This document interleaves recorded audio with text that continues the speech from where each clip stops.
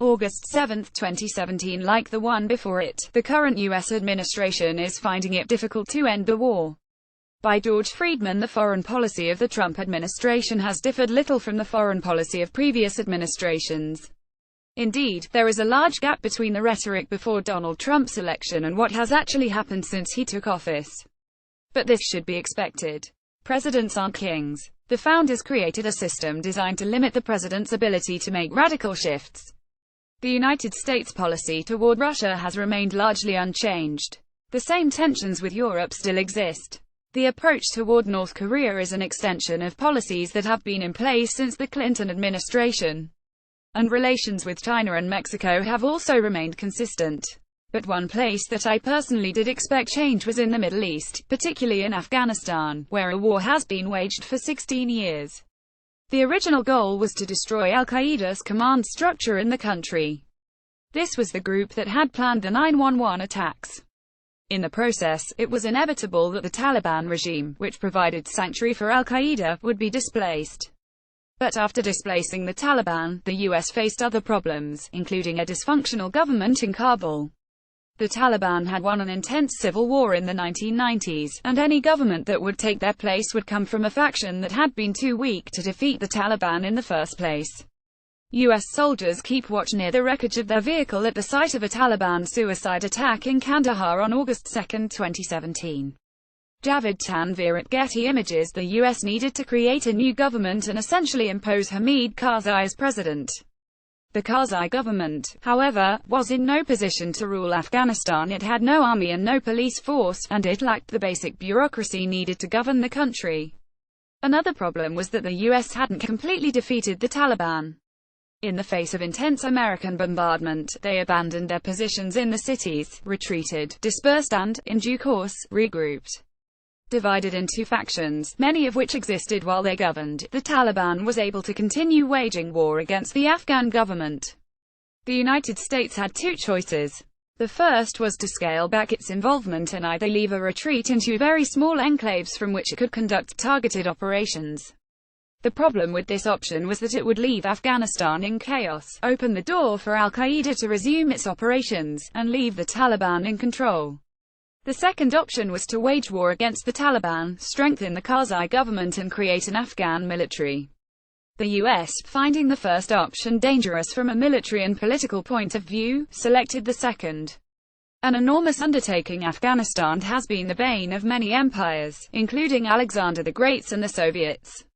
The Americans understood that the force they had deployed was insufficient for the task at hand.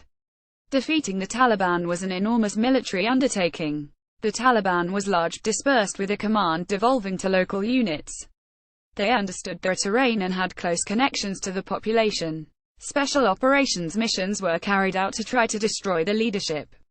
Such attacks may have been operationally brilliant, but they were also strategically irrelevant. An indigenous force like the Taliban, hardened in a civil war, could rapidly regenerate the command structure of what was a light infantry force.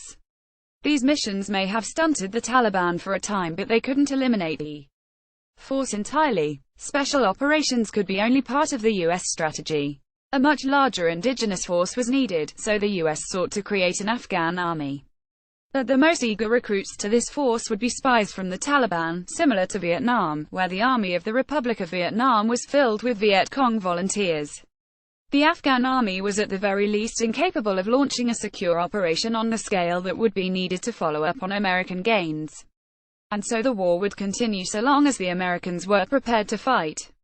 There was some hope that another major military force, the Pakistanis, would join in the war against the Taliban and support the U.S.-backed government. But this didn't happen for a host of reasons. Pakistan had a deep interest in Afghanistan and had supported many of the Taliban factions. It was not happy to see the Taliban fall. Second, the Pakistanis were deeply divided, and an assault on the Taliban could lead to civil war in Pakistan. Third, the major faction that supported the Taliban was composed of the former generals from Pakistan's intelligence services who had helped install the regime and who still wielded substantial power. Finally, India had drawn very close to the US, but India was Pakistan's main adversary. Pakistan feared that all this would allow India to establish a presence in Afghanistan. This option, therefore, would have been ineffective. The new plan, the current proposals do not seem to bring U.S. forces back to the height of the U.S. presence, and that was woefully insufficient. Continuing special operations missions without sending in follow-on forces simply furthers this problem. And the Afghan army will not be any more reliable than it was in the past. So what were the planners thinking when they came up with this proposal? It is possible that they intend to persuade Pakistan to engage far more than it has in the past. It has selectively attacked Taliban elements that were politically hostile to Pakistan. But Pakistan has not reconfigured its forces for a general assault, and all the reasons that prevented it from engaging in the past still seem to be in place. The best explanation is that the planners don't know how to end this conflict. The tangled confusion that was left by prior administrations is a Gordian knot that still needs to be cut. One option for the US is to leave Afghanistan. This would be the simplest way to cut the knot. It might create sanctuary for terrorists, but there is plenty of room for them already in Afghanistan and many other countries. The political cost in the Muslim world of leaving or halting operations would be extremely high. Iran is nibbling in the West, the war intersects Pakistan-Indian relations, and the Russian are involved. It is simply a decision that has a higher cost than continued ineffectual warfare. Like Barack Obama, Trump simply doesn't know how to end this war. It surprises me, but it should end. All policymakers are trapped in realities they didn't make. The World Explained in Maps by George Friedman.